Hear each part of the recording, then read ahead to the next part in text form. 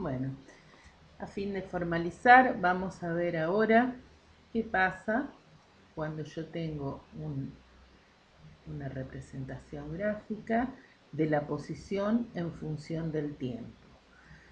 Y queremos ver qué representa la velocidad y qué representa la rapidez y cómo hallamos analíticamente esas magnitudes.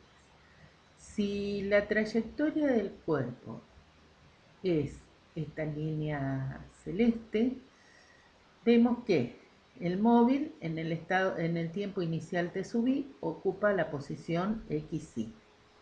En el tiempo final t sub f ocupa la posición xf. De acuerdo a lo que vimos recién, el vector desplazamiento estaría relacionado con la velocidad y la longitud de la trayectoria o el espacio total recorrido estaría relacionada con la rapidez. Si nosotros queremos hallar la velocidad media, lo que tenemos que hacer es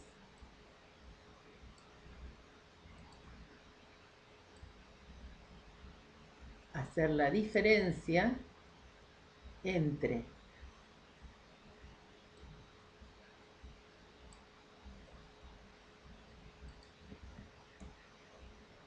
la posición final y la posición inicial y a ello dividirlo por el tiempo final menos el tiempo inicial. O sea que el módulo del vector desplazamiento dividido el tiempo transcurrido me darán la velocidad media. Si en lugar de conocer la velocidad media, yo quiero conocer la velocidad instantánea, lo que dijimos que tenía que hacer es ir tomando el desplazamiento para tiempos cada vez más pequeños y hacer el límite de ese cociente incremental, o sea, de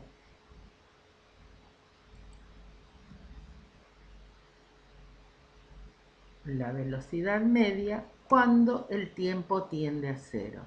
Matemáticamente nosotros vamos a ver que eso no es más que la derivada de la posición respecto del tiempo. Repasando, mido la longitud del espacio total recorrido, lo divido por el tiempo transcurrido y tengo la rapidez. Determino el espacio total recorrido dividido el tiempo empleado en recorrerlo y tengo la velocidad, el módulo de la velocidad. Y si quiero la velocidad instantánea, tendré que hacer el límite cuando el tiempo tiende a cero de la posición final menos la posición inicial sobre el tiempo final menos el tiempo inicial. Fíjense que si la velocidad está asociada al desplazamiento, el desplazamiento es un vector.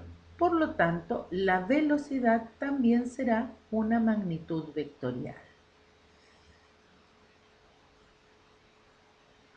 ¿Qué significa que sea una magnitud vectorial? Que va a tener no solo un módulo, sino que además tendrá dirección y sentido. Bueno, ahora vamos a introducir otra nueva magnitud física, que es la aceleración. Alguna idea tenemos nosotros acerca de la aceleración.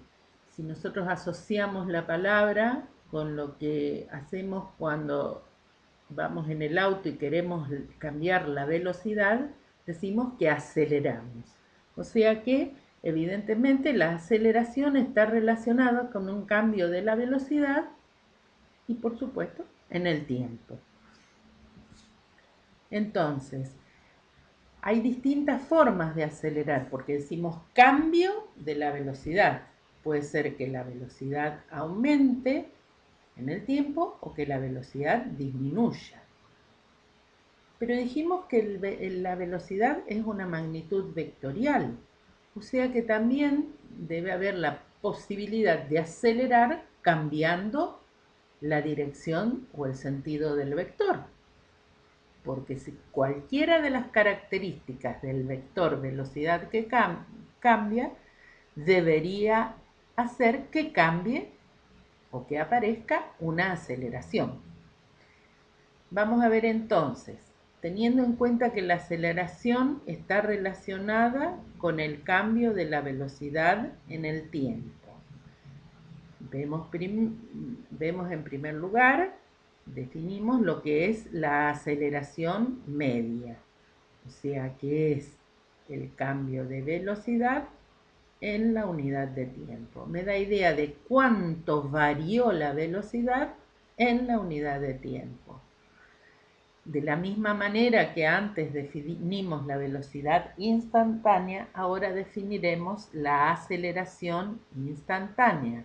Esa aceleración instantánea es igual al límite cuando el intervalo de tiempo tiende a cero de la velocidad final menos la inicial sobre el tiempo final menos el tiempo inicial. O sea, sobre el límite cuando el tiempo tiende a cero de la aceleración media. A eso se lo conoce, o van a ver ustedes más adelante, que este límite en matemáticas lleva el nombre de derivada. O sea, tanto la velocidad como la posición son funciones del tiempo. Cuando yo derivo la velocidad en función del tiempo, hallo la aceleración instantánea. Y si recordamos, cuando derivábamos la posición en función del tiempo, hallábamos la velocidad instantánea. Veamos ahora cómo podríamos hallar las unidades de velocidad y aceleración en el sistema internacional. Si nosotros queremos hallar las unidades de velocidad, lo que tenemos que hacer es expresar esas unidades en función de lo que era la definición de la velocidad. La velocidad surgía del cociente entre el espacio recorrido, o una unidad de ¿qué? De longitud, dividida el tiempo transcurrido en recorrer dicho espacio. O sea que si la unidad de velocidad tendría que ser una unidad de longitud dividida unidad de tiempo, en el sistema internacional esa unidad sería metros sobre segundo. ¿Qué pasaría en el CGS? C de centímetros, G de gramos, S de segundos, ¿recuerdan? En el CGS entonces las unidades de velocidad, de la misma forma que la determinamos recién, la longitud ¿en qué se mediría? Sí, en centímetros. ¿Y el tiempo? Y el tiempo nuevamente en segundos. O sea que las unidades de velocidad en el sistema internacional serían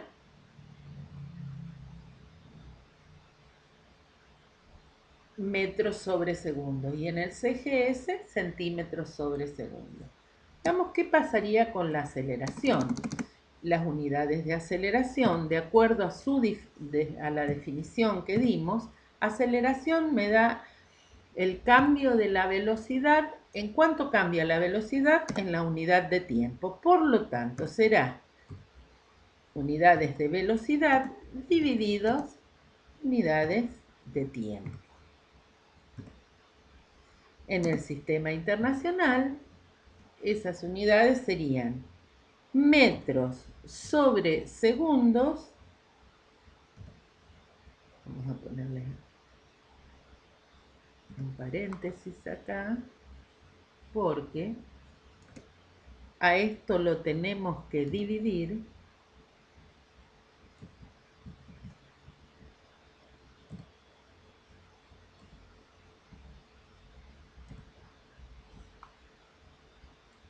por unidades de tiempo. O sea que metros sobre segundos dividido segundo. Bueno, ya no hace falta que explique que si eso sería equivalente a hacer metros sobre segundos al cuadrado. En el CGS, entonces, las unidades de aceleración, ¿cómo quedarían? En lugar de metro tendríamos como unidad de longitud el centímetros. Y en unidad de tiempo, nuevamente, el segundo. O sea que la unidad de aceleración en el CGS sería centímetros sobre segundos cuadrados. Si ahora vemos la ecuación que me da la velocidad media en función del espacio recorrido y el tiempo empleado en recorrerlo, podemos despejar de esta ecuación la posición final en función del tiempo. Entonces la posición final sería igual a la posición inicial más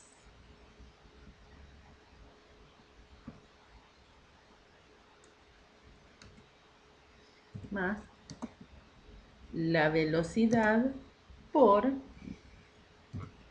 tiempo final menos tiempo inicial. Si nosotros recordábamos o tratáramos de determinar esta ecuación, de representar esta ecuación que me representa el espacio recorrido en función del tiempo, veríamos que el tiempo está elevado a la 1, está acompañada por una magnitud b y se le suma un término independiente. Si recordamos, esto se asociaría con la ecuación de una recta.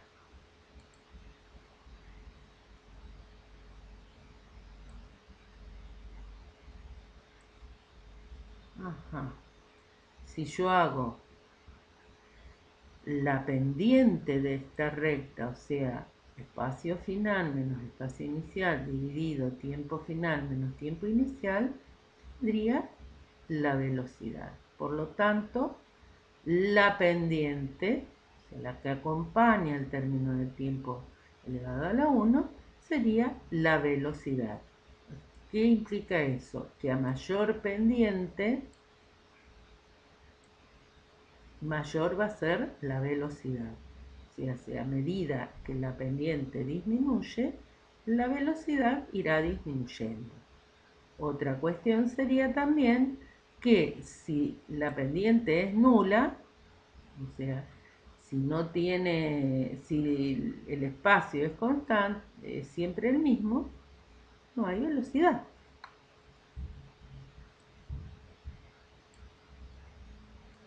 De la misma manera, si de la ecuación de la aceleración, de la definición de la aceleración, despejamos la velocidad final, lo que obtenemos es que la velocidad final va a ser igual a la velocidad inicial más aceleración por tiempo final menos tiempo inicial. O sea que tendríamos la ecuación que me da la forma funcional de la velocidad en función del tiempo. Como antes, si ahora representamos la velocidad en función del tiempo en un gráfico, lo que vamos a tener también es una recta. esa recta va a ser de tal forma que, como antes, la pendiente de dicha recta va a representar, en este caso, la aceleración. La velocidad inicial sería la ordenada al origen y la velocidad y la aceleración la pendiente de la recta. En el caso en que la aceleración sea nula, la velocidad permanecerá constante. Ahora sí, una vez presentados las magnitudes de velocidad y aceleración, estaríamos en condiciones de introducirnos a ver si entendemos lo que es el movimiento rectilíneo uniforme. Para ello, vamos a recordar cuándo un cuerpo o un punto estaba en movimiento. Está en movimiento cuando cambia su posición en el tiempo con respecto a un sistema de referencia. La palabra rectilíneo significa que esa trayectoria es una línea recta. Y nos falta definir qué significa, a ver qué significa esa palabra uniforme. Entonces, el movimiento rectilíneo uniforme tendría como significado, o sea, lo seguiría o sería un movimiento que recorre un móvil cuando cambia su posición en el tiempo con respecto a un sistema de referencia donde la trayectoria es una recta y uniforme significa que recorre espacios iguales en tiempos iguales. Si recorre espacios iguales en tiempos iguales y nosotros pensamos cuál es la magnitud que relacionaba el espacio con el tiempo, o que me daba idea del espacio recorrido en la unidad de tiempo, quiere decir que al recorrer espacios iguales en tiempos iguales, esa magnitud que es la velocidad sería constante. O sea, el movimiento rectilíneo uniforme entonces es aquel en el que el móvil cambia su posición en el tiempo con respecto a un sistema de referencia, siguiendo una trayectoria recta y con velocidad constante. Vamos a tratar de buscar ahora las ecuaciones que nos permiten describir este movimiento rectilíneo uniforme. Como la velocidad es constante, en función de la velocidad, yo puedo describir la posición en función del tiempo. En este caso vamos a llamar al tiempo, a esta diferencia entre el tiempo final menos tiempo inicial, t directamente. Y si yo despejo de esa ecuación la posición final, lo que voy a tener es la ecuación que me da el espacio final en función del tiempo para el movimiento rectilíneo uniforme que se conoce como ecuación horaria.